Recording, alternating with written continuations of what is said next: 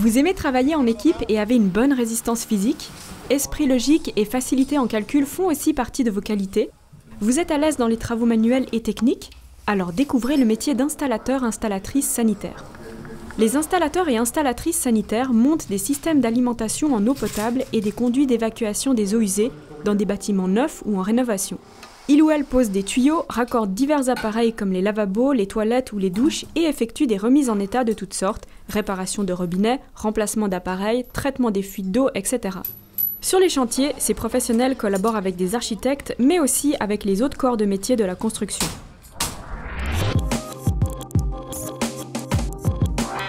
Au début, je connaissais vraiment pas le métier et du coup, je me suis dit ouais, pourquoi pas essayer. Et puis ça m'a vraiment plu parce que je trouve que le métier il est diversifié, on touche à beaucoup de matériaux. J'aime bien aussi la finition, poser des lavabos, des WC, cabines de douche. Il faut être assez minutieux pour tout ce qui est silicone. Même pour la pose, il faut être assez précis. La réalisation d'un chantier de A à Z déjà, pour la pose des colonnes d'évacuation, conduite d'alimentation jusqu'à la pose d'appareils, par exemple un lavabo, finition complète.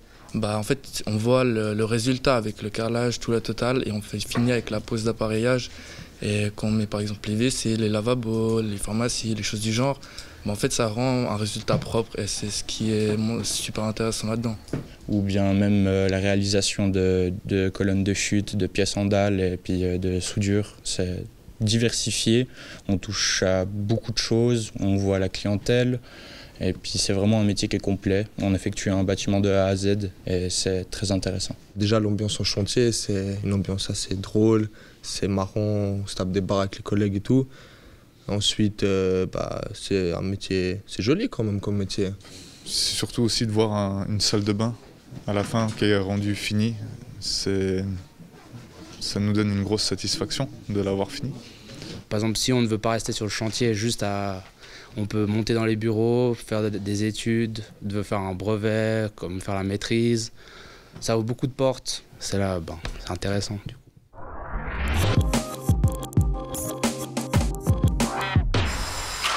Je travaille pour une entreprise d'installation sanitaire de plus de 100 employés. Et moi, je suis formateur dans cette entreprise. Et puis, je suis responsable de projet. Alors, on se trouve dans l'atelier de l'entreprise où je travaille. On est 10 au bureau avec les techniciens et 30 sur les chantiers.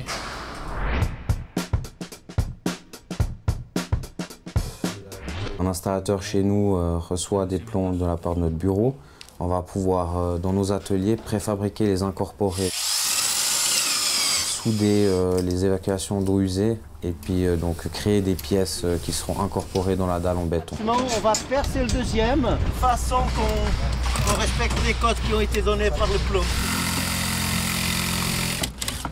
Voilà. Là-dessous, il faut savoir qu'il y a déjà des canalisations qui vont récupérer les eaux usées pour les amener aux canalisations communales.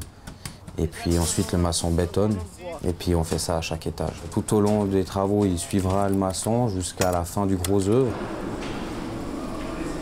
Ensuite, on passera à l'intérieur du bâtiment où on pourra exécuter les conduites d'alimentation en eau potable, les conduites d'évacuation des eaux usées. On va tirer les conduites au plafond contre les murs.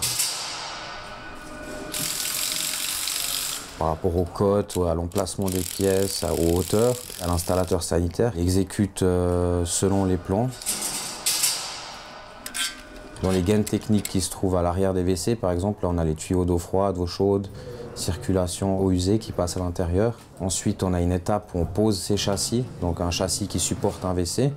Le plâtrier va venir fermer autour de ce châssis-là et le carreleur va faire son carrelage. Après cela viendra l'étape des finitions où on ira installer les appareils sanitaires, donc ce qu'on voit dans la vie de tous les jours, les WC, lavabos.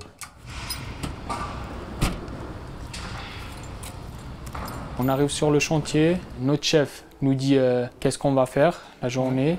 Alors ces vannes, on va les mettre ici. Pour les conduites en inox, on utilise une sertisseuse pour les sertir. Après pour les écoulements, on utilise des manchons électriques pour ne pas souder à la main. La média, c'est une machine pour pouvoir souder des gros diamètres. J'arrive dans la salle de bain, d'abord je trace les mesures où il y aura le WC, le lavabo et la baignoire. Voilà, là je vais vous montrer une salle de bain avec une installation déjà finie. Avec ici, on peut voir le châssis de WC qui sera fixé ici. Avec l'écoulement d'eau usée qui est raccordé à la colonne de chute qui est là. Là, il y a le châssis de lavabo et on va commencer à faire les essais de pression. Du coup, avec cet appareil, on va voir s'il y a une fuite ou pas avant que les plâtriers ferment complètement. Une fois que les essais sont faits, on va laisser au plâtrier fermer le mur. Le carreleur va passer, va mettre le carrelage et nous, on va repasser. Après, on va poser le WC, le lavabo, la robinetterie, les accessoires, les appareils. Montage des meubles sous lavabo, réglage des tiroirs. Et puis, si tout fonctionne bien, on a terminé notre installation. Un dépanneur, par exemple, lui ira plutôt chez un client qui nous appelle pour un problème de robinet, où il interviendra, devra peut-être remplacer le robinet s'il ne fonctionne plus. Si c'est une fuite, d'abord on ferme l'eau pour arrêter la fuite.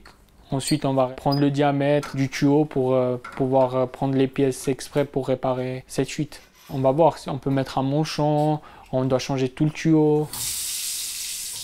Et pour la rénovation, ça ressemble un peu à la nouvelle construction, sauf qu'il faudra plus s'adapter à l'environnement, en fait, à l'état de la maison qu'on va rénover.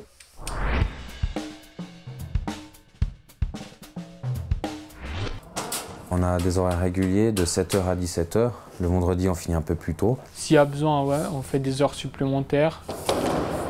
On porte beaucoup de choses, on bouge beaucoup, on n'est pas toujours sur la même place. Des objets parfois assez lourds à porter. Il faut imaginer un immeuble de 8 étages, on a les escaliers.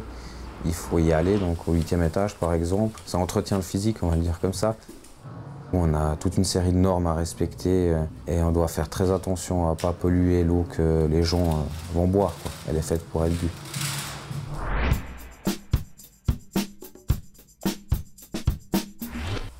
Avoir une bonne condition physique, aimer apprendre, parce qu'on apprend tous les jours avec ce métier. Et puis aimer les maths aussi, à cause de l'hydraulique, l'interprétation des plans, les hauteurs. Il faut quand même être à l'aise avec les chiffres. Il faut avoir de la résistance physique, avoir de la technique, être à l'aise avec les travaux manuels, savoir travailler en équipe.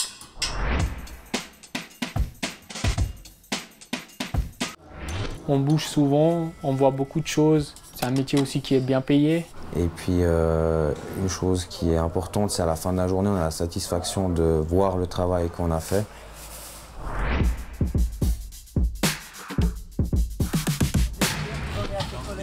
Peut-être c'est l'hiver, si on travaille avec le gros œuvre, il fait assez froid, donc il faut bien s'habiller. Maintenant, les équipements de travail, je trouve qu'ils permettent quand même de tenir bon au froid. Certains travaux qui sont pénibles.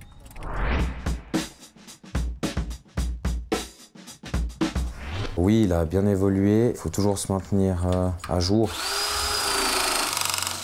La façon de travail évolue, maintenant on a des appareils à accu, avant c'était à câble, plus léger.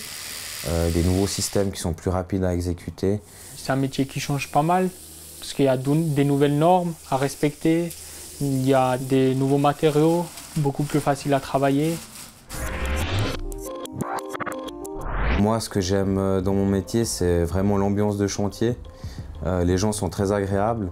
Et puis, mon chef de chantier, il organisait tous les vendredis des grillades quand on avait bien travaillé.